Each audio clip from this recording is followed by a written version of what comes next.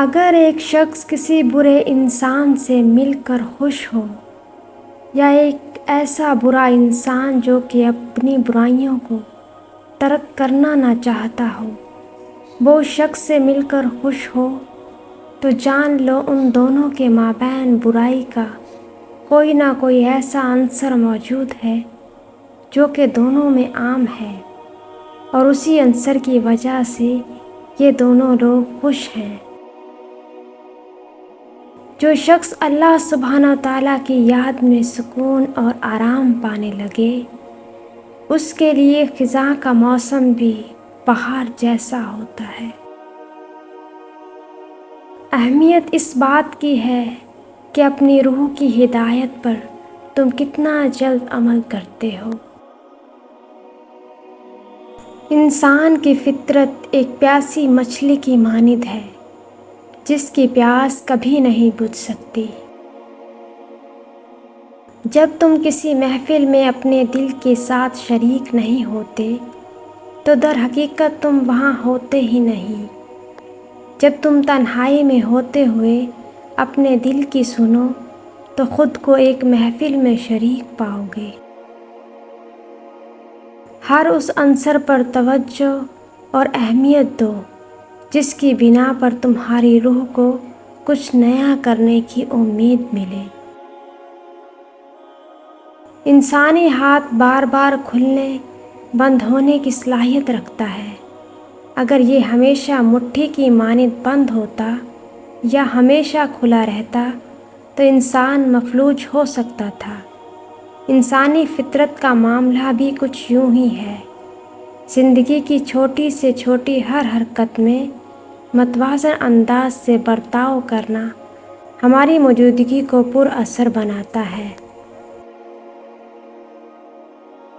اے دوست، دکھ کو برداشت کرنا سیکھو، اپنے احساسات کی قید سے خود کو آزاد کرو۔ ہر اس عنصر پر فوکس کرو جس کی بنا پر تمہاری روح کو کچھ نیا کرنے کی امید ملے، اور ایسے عوامل کو اگنور کرو جن کی وجہ سے تم خود کو بیماری یا کمزوری میں گھرا ہوا پاؤ۔ جس شے کی تم حقیقی چاہت رکھتے ہو، اس کی چاہ تمہیں خاموشی سے اپنی جانب کھینچ لے جائے گی، اور جب ایسا ہوا تو تم سیدھی راہ سے بھٹکنے سے محفوظ رہو گے۔ جس دوست سے تمہیں محبت ہو، اس کی جانب اپنی توجہ کو ہمیشہ مرکوز رکھو۔ اس بات سے فرق نہیں پڑنا چاہیے کہ وہ دوست تمہاری جانب آ رہا ہے یا تم سے دور ہو رہا ہے۔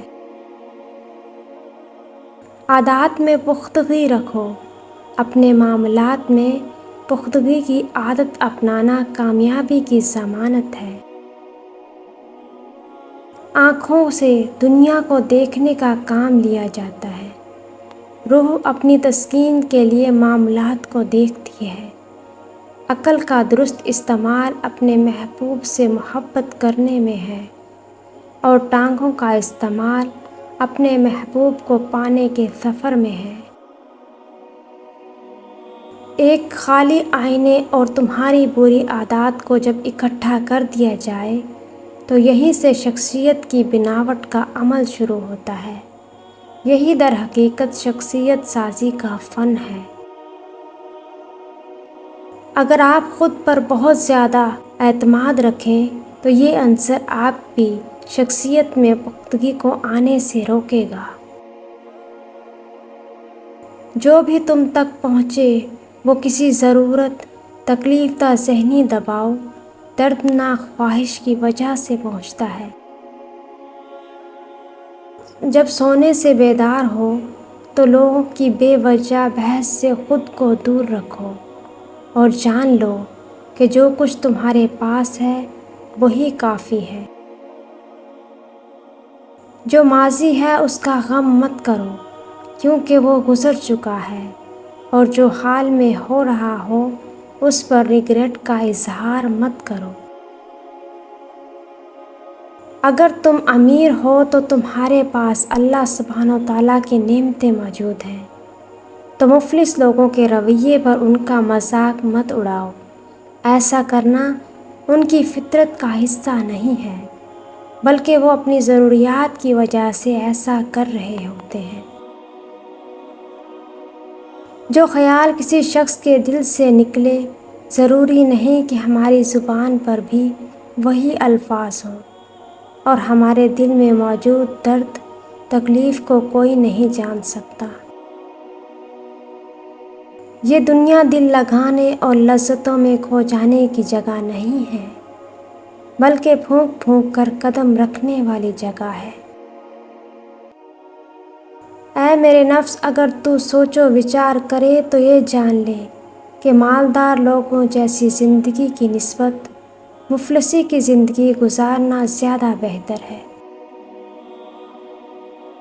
علم کا ایروگنس انسان کو سچ اور سچے دوستوں سے محروم رکھتا ہے۔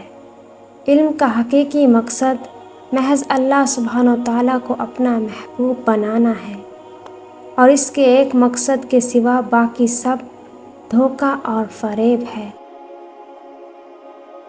گفتگو میں مناسب انداز اور جوش و جذبہ محبت کی نشانی ہوا کرتا ہے، اور جب جوش و جذبہ ماند پڑنے لگے تو یہ سائن ہے کہ اب محبت میں کمی آ رہی ہے۔ دریا کنارے اگر سبزہ دکھے تو اندازہ لگایا جا سکتا ہے کہ یہاں پانی موجود ہے۔ بھڑ اور شہد کی مکھی دونوں ہی پھولوں کا رس چوستے ہیں اور ان کی خوراک ایک سی ہے، جبکہ بھڑ محض ایک زہریلا ڈنک پیدا کرتی ہے اور شہد کی مکھی میٹھا لذیذ شہد پیدا کرتی ہے۔ اگر تم آخرت کی زندگی کے حوالے سے فکر مند رہو تو دونوں جہانوں کی مشکلات کو تمہارے لیے آسان کر دیا جاتا ہے۔ اگر اللہ سبحانہ تعالیٰ نے تمہیں رولر نہیں بنایا تو عاجز رہ کر اپنی زندگی گزارو۔ اگر تم تیرنا نہیں جانتے تو کشتی میں سفر مت کرو۔ اگر تم ظاہری خوبصورتی کے پیچھے بھاگ رہے ہو تو یاد رکھو کہ یہ ایک زہریلا سانپ ہے جو تمہیں ڈس لے گا۔ جیسا کہ پانی سے ہوا آہستہ آہستہ بخارات بن کر اڑ جاتی ہے، ویسے ہی ایک بے وقوف شخص تمہاری عقل اور انٹیلیجنس کی روشنی کو آہستہ آہستہ تم سے دور لے جاتا ہے۔